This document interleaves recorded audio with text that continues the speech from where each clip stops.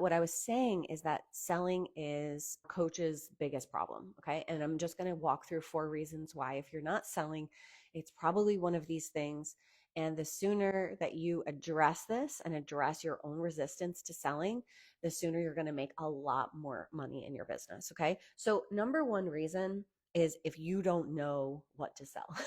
Like, I can't tell you how many times a client will come into my world, and one of the first questions they have is, I'm not selling to the level. I'm not selling to the level that I know I could be, because I'm not even sure what I should be selling anymore. I'm not lit up about the things that I have, and I'm not sure what I should be selling. Like, I don't know how to structure it, how to package it, how to price it. So therefore, when I go to create content, I actually don't know what I'm trying to get people into. So if you are not so clear on what you're selling in every moment, whether that's the same thing all the time or it's changing a lot, and you have different offers and you have a different offer suite that you take clients through, like, if you're not clear on what exactly you're selling, you're not going to sell. You're not going to sell, because clients, your audience, feels confusion from you. Like, they also feel conviction. They also feel clarity. They also feel strength. They also feel leadership. And so if you're not clear on what you're selling, they're going to feel it. And that doesn't mean that you don't try. Like, you might not be clear and you're like trying to sell something. This is a deeper than that. Like, check in. Are you feeling super convicted? Know exactly what you're selling, know why you want to sell it, know who it's for, feel congruent with the price, like all these things. If there's any hiccup in your energy around those things, then people will feel your wavering energy. Okay. And they won't buy. So you have to know what exactly you're selling, who it's for, what's the structure, when does it start, how long is it for, what's the price, and you have to know all of those things, okay? Because one of the things that is so strong when you're doing content creation, separate topic, I'll talk about it another time, is that people feel you and they feel activated by your content. And they can't feel activated by your content unless you are in alignment and congruent with what you're saying. People can feel, like, they can feel things. You can feel things. You can feel when someone has conviction about something, when someone is self-led in an area, when they're in alignment with what they're saying, when they have experience in it, when they know this inside and out. You can feel that. And when you come across content that activates you, meaning it kind of hits you in an emotional way, like you don't easily forget it. It causes something in you to act. Okay. So this is essentially what you're trying to get in your content. And if you don't know what it is that you're selling, then you're not going to sell. You're not going to sell. Okay. Number 2 is people cannot buy if you are not selling.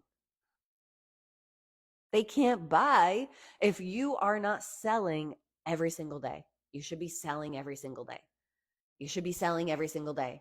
You should be providing value. You should be providing proof of concept, proof through testimonials, all of that. But you need to be selling.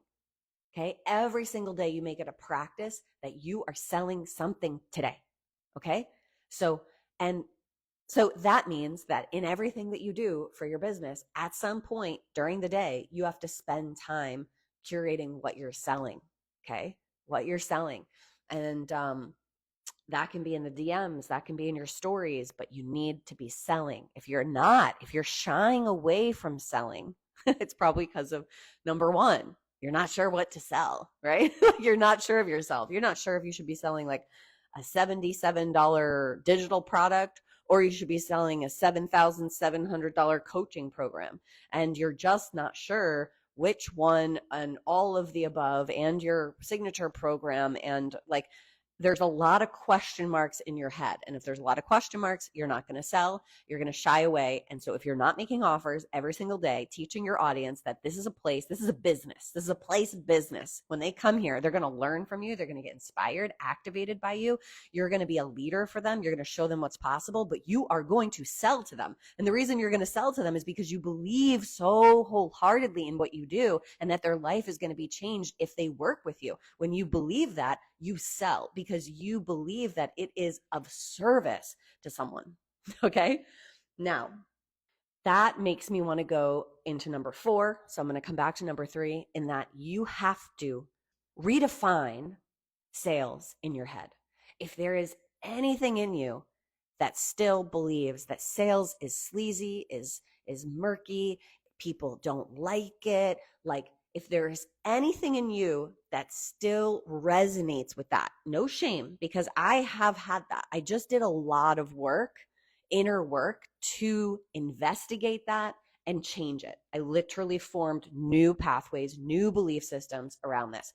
I no longer feel that selling is bad, charging people is bad, making people pay me for my services. I don't at all feel that that is a bad thing. I don't feel like I'm taking from anyone. I actually believe I'm adding to their life. Do you understand? So that is you have to redefine it for yourself. The way I like to think of it is sales is not sleazy. Sales is actually sexy. Meaning, when I say sexy, I mean you are in your full worthiness of who you are and what you bring to the table. And you're walking in your purpose. You're walking in your God-given talents. You're walking in everything, every blessing God has given you. Like you're fully walking in it and you know who you are. And that is sexy, right?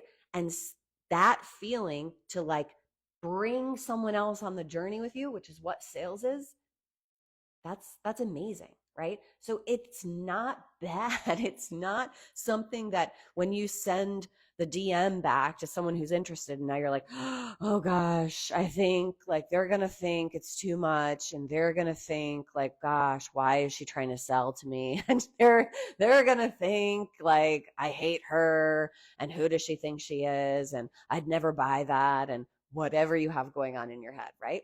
You want to investigate that. I'm just bringing you awareness to it.